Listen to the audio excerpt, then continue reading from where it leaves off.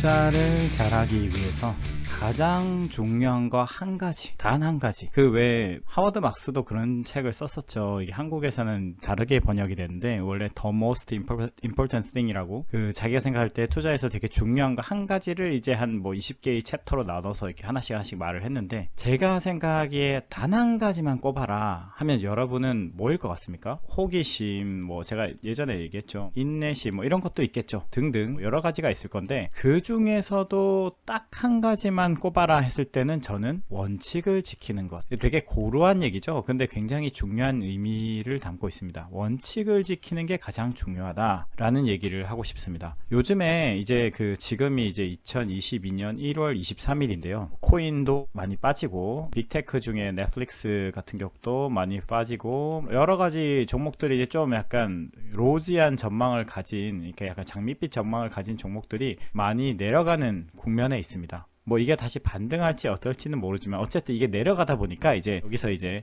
제가 그랬죠. 하락장과 관련한 거를 제가 예전에 영상을 몇 개는 제작했어요.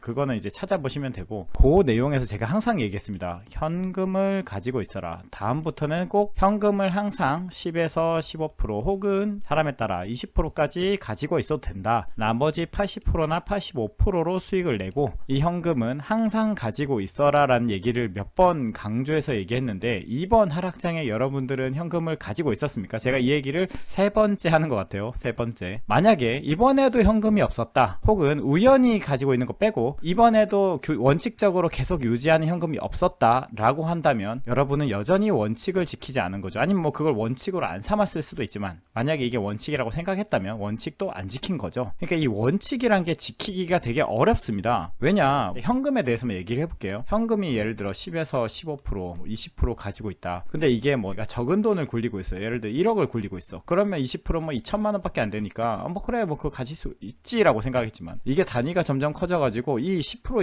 15%만 몇 억이야. 이러면 이 현금을 놀리고 있는 게 굉장히 괴롭거든요. 그러면은 이 돈이 뭘 해도 쓸 수 있는 돈이고, 어디에 투자해도 수익을 낼 수 있는 돈인데, CMA 뭐 금리 해봐야 0.7% 뭐 이런데 여기에 넣어서 진짜 그게 놀고 있는 꼴을 보기가 되게 어렵습니다. 이것뿐만이 아니라 모든 투자 결정은 그런 게 있어요. 투자 아이디어가 항상 새로운 게 나오면 그게 되게 빛나 보이거든요. 그래서 이 빛나 보이는 투자 아이디어 때문에 또 돈을 넣게 되죠.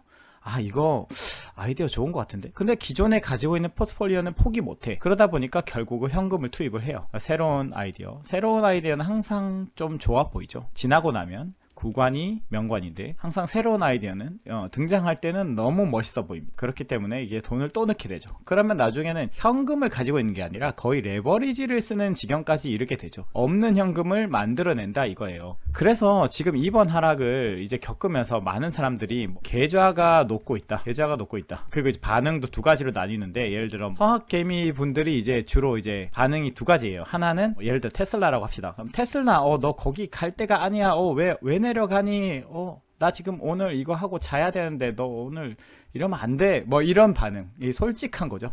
이건 좀 나아요. 솔직한 반응. 근데 뭐 예를 들어 뭐 테슬라 말고 또 뭐 있을까요? 코인이 내려가고 있어요. 그러면 내려가고 있으면 이거는 어차피 기축통화라는 거는 이거는 이제 신뢰를 잃었다. 그렇기 때문에 결국에는 사람들이 돈을 또 찍어낼 거고, 이런 말을 저는 되게 처음 들었어요. 지금 금리가 올라가고 테이퍼링도 점점 이게 줄이는 상황에, 금리도 오르고 돈을 줄이는 상황에 이게 언젠가는 돈을 또 찍을 거야. 왜냐? 여태까지 계속 찍어왔기 때문에. 찍어온 건 사실이죠. 그렇지만 그 속도가 중요합니다. 근데 속도가 감소하고 있는 이 상황에 어쨌든 언젠가는 돈을 또 찍었기 때문에 코인은 또 올라갈 거야. 걱정하지 마. 이 나라가 망하더라도 코인은 안 망할 거야. 뭐 이런 어떤 투자 아이디어, 이런 반응을 보이면서 약간 허세라고 말하면 좀 미안하지만 허세를 부리는 경우가 있습니다. 이 두 가지 상황이 있어요. 그래서 둘 다 별로 좋은 상황은 아니죠. 둘 다 이게 굉장히 불안이라는 요소가 껴있는데, 그 불안이라는 요소가 왜 껴있냐? 현금이 없기 때문입니다. 현금이 없다는 건 이 굉장히 불안함을 겪게 만들어요. 제가 항상 얘기했죠. 그렇지만 올라갈 때는 이 소리가 들리지 않습니다. 내려갈 때 이제 들리죠.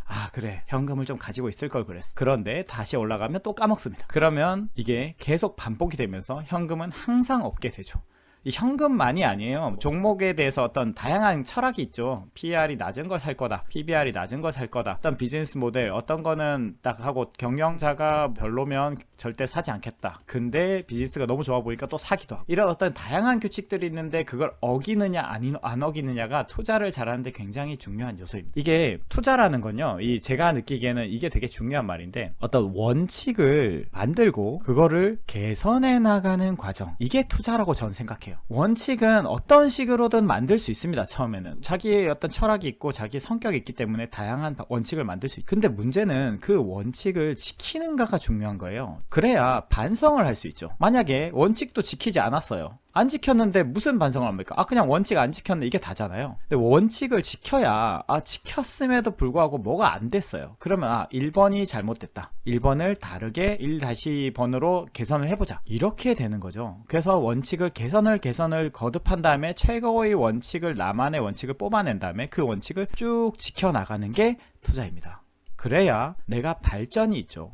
투자 프로세스가 개선이 되는 거예요. 그래서 예전에 제가 매니저 시절에 이제 투자를 굉장히 잘 하시는 분들을 많이 만나러 다녔어요. 저는 항상 누군가에게 배우고 싶어 하길 좋아하는데, 그래서 만나러 다니면 그분들이 이제 공통적으로 했던 말이, 기계적으로 주식하는 게 제일 잘한다. 그럼 이걸 오해할 수가 있어요. 그러면은 뭐 AI 쓰거나 뭐 프로그래밍 해가지고 돌리면 괜찮지 않나? 그렇지는 않습니다. 왜냐? 투자라는 거는 단순히 이게 숫자적으로, 퀀트라고 하죠. 숫자적으로만 투자를 할 수 있는 게 아니에요. 물론 이제 퀀트 펀드도 있지만, 그런 거 말고 이제 우리가 생각하는 가치 투자라는 거는 이게 숫자로만은 되지 않습니다. 주관이 들어가고요. 그 주관적인 해석을 해서 비즈니스 모델이 어떻다, 지금은 어떤 상황이다, 지금은 어떻게 다르기 때문에 PER은 어떻게 다르게 줘야 한다, 어떤 그런 주관이 들어가죠. 그렇지만 이거를 기계적으로 행해야 한다는 거, 이래서 투자가 어려운 겁니다. 주관이 들어가는데 기계적이어야 되는 거예요. 그러니까 우리가 마치 어떤 기계인 것처럼 행동을 하지만 사람이 투자를 결정을 내려야 되는 이런 상황인 겁니다. 그렇기 때문에 투자가 어려운 거고, 그래서 제가 원칙을 지키는 게 어렵고 그걸 지켰을 때 수익이 잘 난다, 이런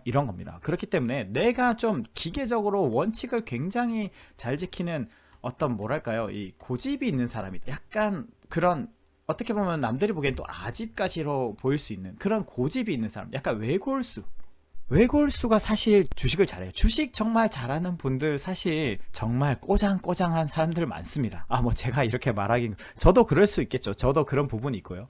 이 외골수인 분들이 주식을 잘해요. 주식 잘하는 사람들, 정말 이게 어느 정도 반열에 올라온 사람들 만날 보면은 자기만의 소신이 있고 고집이 있고 아집이 있고 외골수적인 성향이 있습니다. 그러니까 이런 어떤 기계적인, 그리고 집착적인, 그러니까 원칙주의자가 돼야 돼요. 근데 여러분은 뭐 예를 들어서 어디서 주식을 듣거나, 보통 이게 절반은 주식을 어떤 주식이 좋다더라 플러스 이게 50%겠죠. 나머지는 뭐 감이죠, 감. 뭐 이런 분들이 많죠. 이거 뭐 지금은 올라갈 것 같은데, 뭐 올라갈 것 같으니까 현금을 좀 줄여도 되겠어. 내려갈 것 같은데, 이런 감으로 때려 맞추기. 그래서 어떻게 실력이 늘 수 있겠습니까? 감을 늘린다라고 생각하겠지만, 그 감이란 건 굉장히 확정적이지 못하고 불확실성을 내포하고 있죠. 결국은 원칙을 지켜야 됩니다. 원칙을 지키려고도 안 해요. 왜냐하면 원칙을 마련하려고도 하지 않기 때문에. 사실 투자를 잘하기 위해서는, 이제 제가 좀 아이러니컬한 거는, 이제 결국에는 종목 분석을 알려달라, 그래가지고 이제 종목 분석 얘기를 시작을 하려고 했더니, 그 종목 분석 영상에 굉장히 사람들이 관심을 많이 가지고 조회수도 높더라고요. 그게 되게 재밌었습니다. 결국에는 종목이 알고 싶다, 이거지 않나. 물론 이제 분석하는 법이 궁금한 사람도 있겠죠. 그렇지만 어쨌든 종목이라는 게 되게 중요하지 않나. 근데 제가 흔히 기초 강의나 어떤 투자 팁스, 뭐 여기서 제가 말하는 이런 원론적인 게 사실은 더 중요해요. 그게 더 값진 건데 사람들이 그거에 별로 관심이 없더라고요. 왜냐? 원칙을 세울 생각이 없기 때문에. 그래서 제가 정리를 하자면, 무슨 이런 종목이나 간단한 팁 같은 거 별로 중요치 않습니다. 정말 중요한 건 나만의 원칙을 세우고 그 다음에 이걸 개선해 나가는 거죠.